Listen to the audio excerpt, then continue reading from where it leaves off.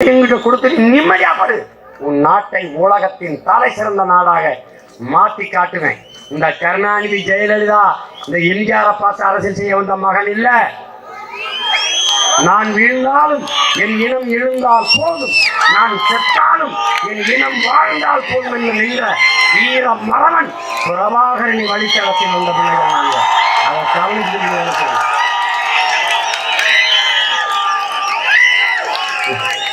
உலகத்துல எத்தனை புரட்சியாளர்னா Fidel Castro, மாசே திங்கு, Ho Chi மின், சே குவேரா, மார்க்கம் எக்ஸ், மார்ட்டின் லூதர் கிங், எத்தனை பேர் வந்தாங்க.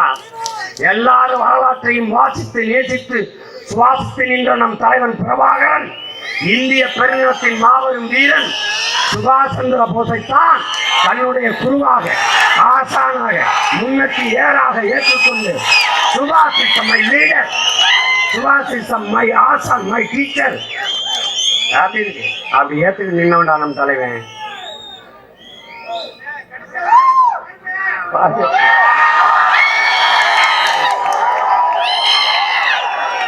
நீ பிள்ளை முறிக்க போற போது 5-6 பேரை கொண்டுட்டு போயிருவேண்டா. நானே வெறி கொண்டிருக்கேன், நீ வேற ஏற்றி விடாத. ஏய் இப்ப இன்னைக்கு ஆரம்பிச்சுக்கு நான் 2 மாசம் நீ கத்திட்டு போகணும்டா, சுத்தி போகணும். நான் போயிட்டேன்னு எனக்கு படுத்துறாதப்பா, எல்லாம் படுத்து போயிருப்பா. தயவு செய்து வேலை செய்யப்பா. ஓப்பா, அம்மாட்ட பேசுப்பா, அக்காட்ட பேசுப்பா, தங்கச்சிட்ட பேசுப்பா, தம்பிகிட்ட பேசுப்பா. எப்பா தயவு செய்து ஒரே ஒரு ஓட்டம், இல்லைன்னா உயிரோட தூக்கி எங்களை சுடுகாட்டில் போட்டிருப்பா. நிம்மதியா போறப்பா. என்னை கேட்பான், நீ முதலமைச்சராகிற ஆசையில தான் கட்சி ஆரம்பிச்சிருக்கியா? இல்லைங்க, நான் முச்சந்திலிருந்து கட்டிட்டே சாகிறதுக்கு தாங்க கட்சி ஆரம்பிச்சிருக்கேன். ஏண்டா நாய் பேயெல்லாம் நாட்டை ஆண்டுச்சு என் மண்ணை. இந்த மண்ணின் மகன்டா, மான தமிழ் மகன்டா, மான தமிழச்சி மாறி பால் குடித்த வீர தமிழ் மகன். நான் இந்த நிலத்தை ஆளக்கூடாதா? சாரா இந்த நாட்டில் தலைவன் எல்லாம் ஒரு தடவை என்னோட தர்க்கம் பண்றான். நான் ஒரு 1/2 மணி நிமிஷம் 6 மணி நேரம் பேசி கீழே இறங்குறது. ஐயா ஸ்டாலின் ஒரு 1/2 மணி நேரம் பேசணும், ஐயா எடப்பாடி ஒரு 1/2 மணி நேரம் பேசணும், தம்பி அண்ணாமலை ஒரு 1/2 மணி நேரம் பேசணும், தம்பி உதயநிதி 1/2 மணி நேரம் பேசணும். எல்லாம் பேசி இறங்கு. எவன் பேசுறது சரியா இருக்கும் அவனுக்கு போட்டு மக்கள் ஓட்டேன்.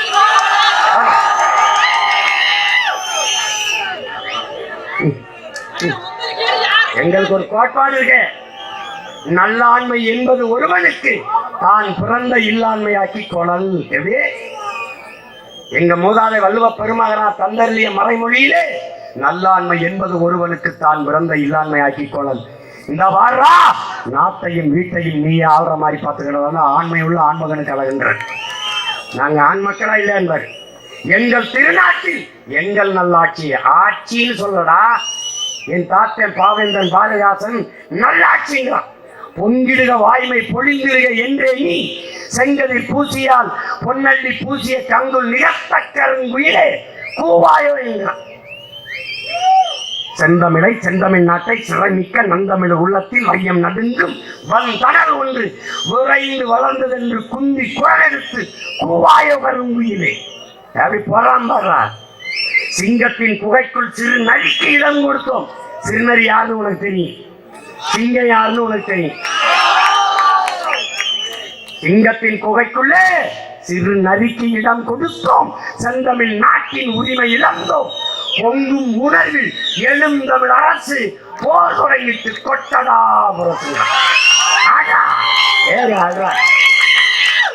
அலை மாகடல் நிலம் வானிலும் அணி மாளிகை ரதமே அவை ஏழிடும் விதமே உனது அதிகாரம் நிறுவுவாய். கொலை வாளினை எடடா மிக கொடியோர் செயல் அறவே குகைவால் ஒரு புலியே உயர் குணமேவே தமிழன் தான். எந்திரா சும்மா வந்து இது இன்னைக்கு வாழ்க ஒழிக கோசம் 1000-500க்கு ஓட்டடிக்கிற வேசம் தூக்கி போடுறா, பிச்சைக்கார காசு போடா அப்படிங்கிற.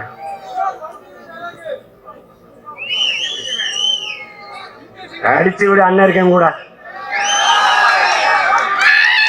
நீ நடந்து போ, அஞ்சாத.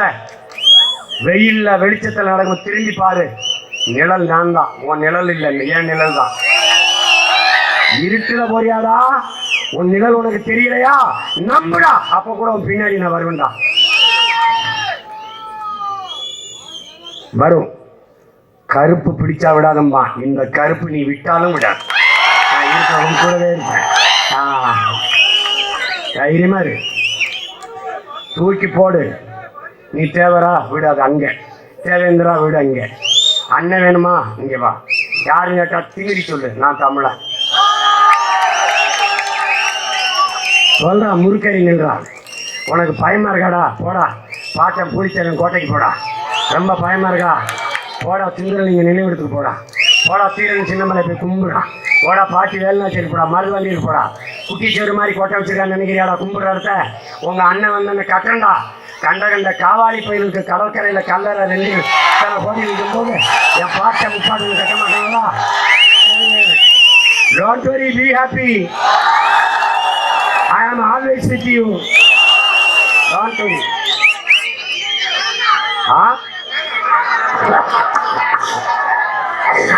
இதை வைக்கிறே விடு.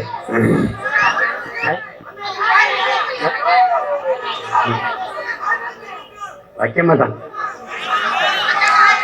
வைக்கலேடா விடுறா.